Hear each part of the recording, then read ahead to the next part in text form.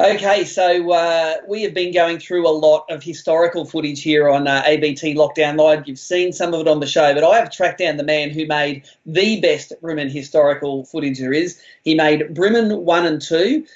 Phil Lomas is on the other end of the line here. Phil, good to see you, mate. And I haven't talked to you probably for a decade or maybe more, but you were the man behind the camera in the pioneer Breamin video ever made, weren't you?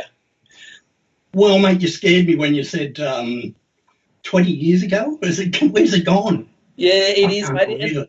It is, and you jumped in right on the start of the Breamin thing. We just started the tournaments. The Bass tournament started in 1999, and the Bream tournaments in 2000. And you were in a position where you were a cameraman and you were great at producing stuff. And you said, I remember you said, I want to come and film some stuff and make a DVD. And I thought, how am I ever going to get a better deal than someone who really knows shit and knows fishing to come on the tour with us to a few different venues and make a video about it, mate? I'm not blowing wind in your sails, but without the Breamin without the Breamin DVDs, I don't think the growth would have been like this. It would have been like that. I think, mate, really appreciate you accelerating that growth in the early days and living vicariously through Jesse, your son, who was on AFC in the first few series. Yeah, well, mate, I suppose that's what you always look for because, as you know, I started back in the dim, dark days, and I guess you always look for that opportunity to get in on the ground floor, and that's what the whole Bream movement did. And you look at it now, and the Bass Pro as well, and it's like historical footage. You know, you go back and they were just little, 12-foot tinnies with lucky to have an electric on the front, and a little sort of like pulled start. And the guys are sort of putting around in these. And you look where it is now. And when AFC came into the picture, with the nitruses and all of those, big 100 horsepower or 100K boats, streaming up rivers and lakes, it is really, so yeah, I really appreciate getting in there and from the start. And as you know, I'm a fishing tragic. So really, I guess it was a matter of having to make the opportunity to do fishing, and it just really good luck that we both came along at the one time.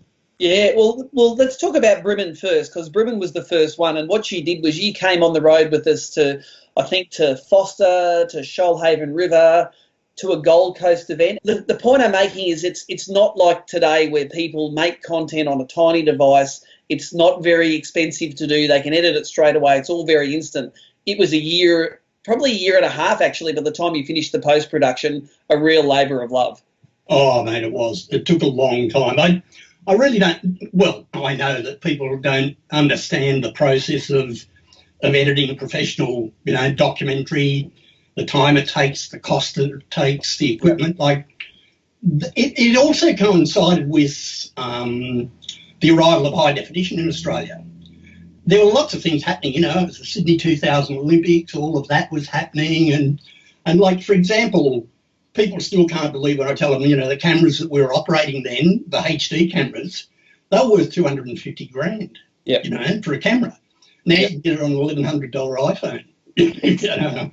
And like my back and my neck would be screaming, mate, for some of the equipment that they use today, like the drones that go underwater, the telemetry, the Wi-Fi, it's just beautiful stuff. Like, I think one of my fond memories is going back to Kingfisher days, which is how we met, with Rob Lockwood and Kevin Clark and all of that. And I remember getting the footage, which was just like unbelievable at that stage of I won't mention its name, but that green mountain fish. And what I had to do was go head down over the bow of the skiff that we're in with a snorkel and a little camera on a painter's pole. Yep. And I couldn't see anything. There's no viewfinder or anything. But you're just looking at the fish and trying to follow it and just hopefully getting it in frame. And we got these beautiful green mountain fish, like protecting their nest of little babies.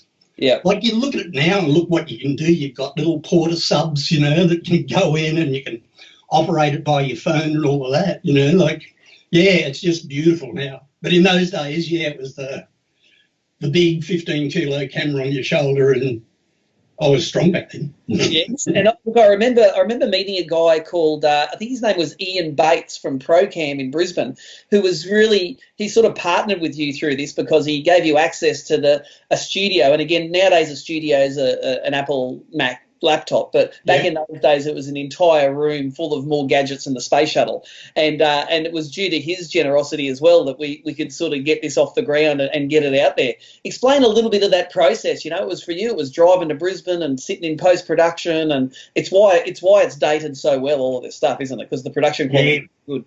Yeah, well, Ian was absolutely fantastic. I think he was a lawyer, would you believe, and just had a bit of a passion for cameras.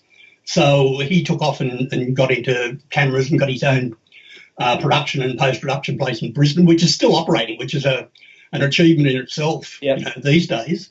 So he's still operating as ProCam up there. And basically he liked what he did, like what I did, I should say. And I went to him with Kingfisher. So again, Kingfisher started the whole process. And he had all the equipment. It was basically came down to a situation. He said, basically, I'll give you the gear. You do it, and we'll just, split whatever we make out of it, which is half of nothing. Yeah, exactly. Nothing changed in that field. It's still a mug's game. If you don't get satisfaction out of making it, you're not really doing it for the money.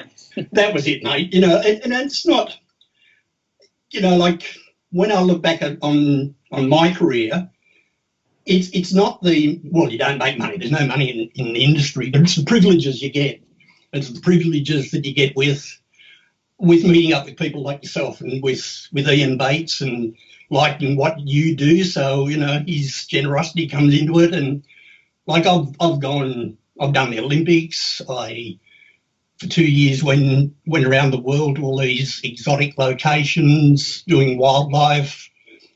Spent 18 months with an Aboriginal guy on the BATS program. So it's not the money at all. It's not the money at all. It's just those opportunities rarely come along. Yeah, that's awesome, mate. You did a few years with AFC with us, and AFC was a little bit out of your comfort zone because the size of cameras shrunk. Well, you're using sort of handheld stuff, but it was again like your stuff. It was an expensive production. It had good production values, and you spent some time on some boats with some really interesting people. What was one of your standout moments of AFC? Oh, crikey, geez, off the cuff. Standout moments. Doing Harry's leg with a hook in it at some stage. That was quite good. As you know, Harry and I had a love-hate relationship. He basically hated me and I loved him. But yeah, that was funny for Roy to come along. Would you trust Reuter as a brain surgeon or your GP? I don't think so. So anyway, when Reuter offered to get the trebles of his vibe out of the back of Harry's leg, everyone just froze and went, "Oh, can he do it, or is it just another Reuter joke?" And the aftermath of it, and Reuter did it perfectly, as he does. He's good at all of those things like that, even though he comes across as a little bit different. And it was so funny. Harry, the Mr. Macho, he had to sit down. He almost fainted as a result of it. So I laughed my guts out of that because our love-hate relationship, I'd got one back on me. But yeah, there were some funny times, mate. Oh, God. I won't mention the cameras that got drowned. We've heard about those already on the show. We've let out the truth of what happened at the Gold Coast. 20 years on or 15 years on, whatever it is.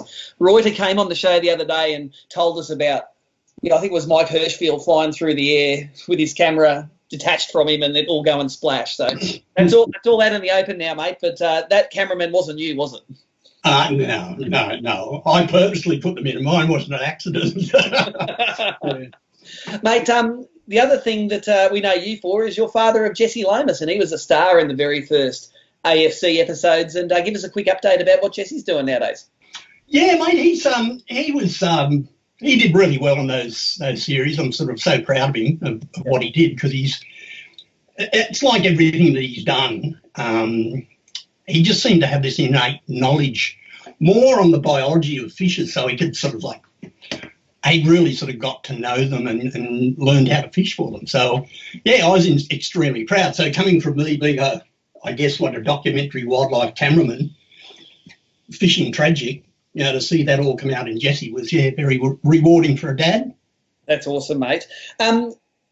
The Bremin video, like this one here, is going to be, it's a treasured item in lockdown because guys are starving for content at the moment, and stuff with good production values always trumps clickbait on social media, mate. So I know you've got plans for this down the track. Are you going to let us know when people can, well, they won't buy a DVD anymore, but they may be able to pay-per-view to watch this Bremin I and II series, mate? Well, just outline your basic plans for it. Yeah, well, certainly, mate. Yeah, I want to get it out there because it's still... I didn't watch it for years because of the pain that it took me through. But yeah, I've since in the last 12 months moved down from Currumbin or Queensland down onto Lake Macquarie.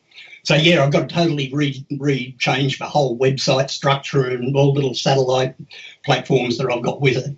So yeah, I do plan to put it up there, but I want to put all my fishing stuff up there, like Kingfisher, like Big River Country, the Bass Pro even, because it's of historical value now. Of course. And it's also, there's a bit of an issue here with Kingfisher because now they're trying to, sort of mine the Clarence and do all of that, which is, like, that's where I learnt my fishing from. Yep. And I talk about the privilege, sort of back with, if I can backtrack a little bit, you asked about a highlight of AFC.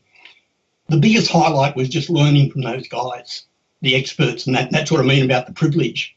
Like, there's 100,000 guys out there would love to be in my position. The camera got me there, So to actually do that and learn off Timmy, yourself, all of those, Harry, all of those good guys, was a privilege. And I guess that's the same for Kingfisher, the Clarence. They're trying to, mine that down there, that's what introduced me to fishing with Kevin Clark and Rob Lockwood, rest his soul. Yep. And I think it's just wrong. So I'm actually going to use those programs to try and raise a little bit of awareness about those issues. So that's why I want to do it carefully. I want to do it properly. Yep. So, and it's an but important it will be available, mate. I'll certainly let you know.